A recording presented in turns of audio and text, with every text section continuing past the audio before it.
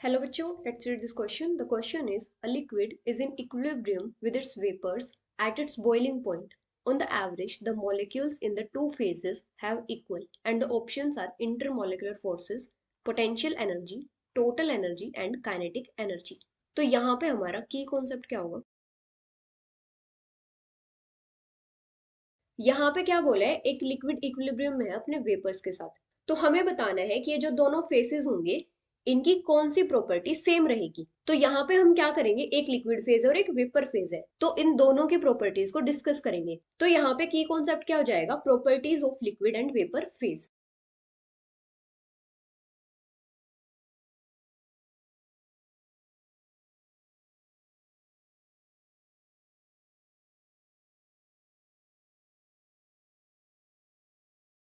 अभी हमें first option में क्या दिया है, इंटरमोलिकुलर फोर्सेस।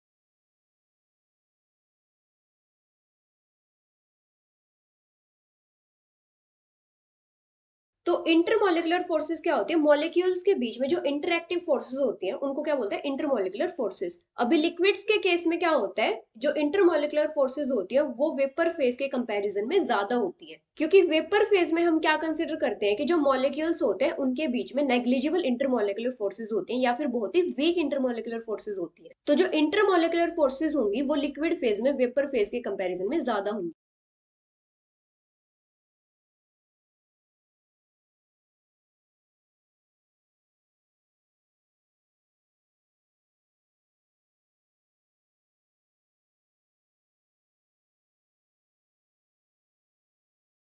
अभी नेक्स्ट क्या गिवन है, पोटेंशियल एनर्जी।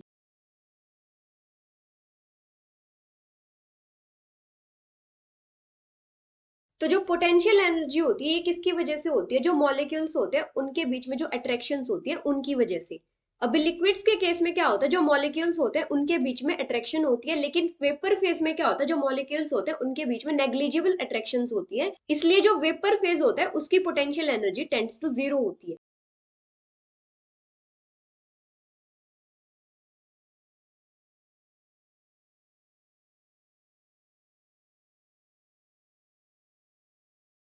और जो लिक्विड्स होते हैं उनके केस में जो पोटेंशियल एनर्जी होती है वो क्या होती है, नेगेटिव होती है।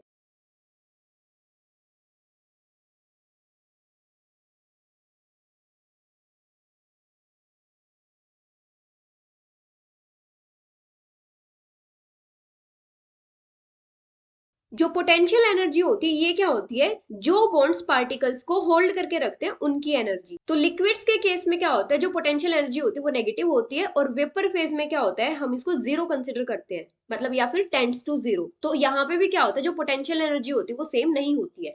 अभी नेक्स्ट क्या गिवन है, टोटल एनर्जी।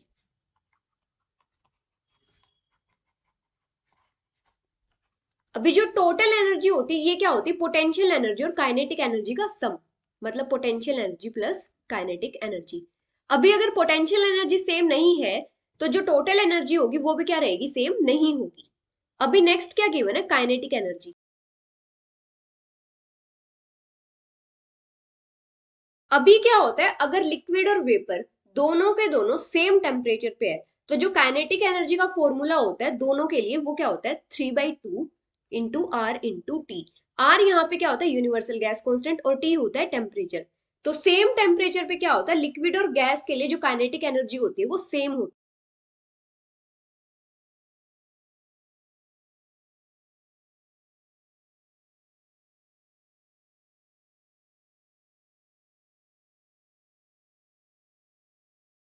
तो जब लिक्विड और वेपर्स इक्विलिब्रियम में होंगे तो दोनों फेसेस के जो काइनेटिक एनर्जी होगी वो सेम रहेगी, मतलब इक्वल रहेगी। So the final answer is kinetic energy, which is option D. Hope you understood it well. Best of luck.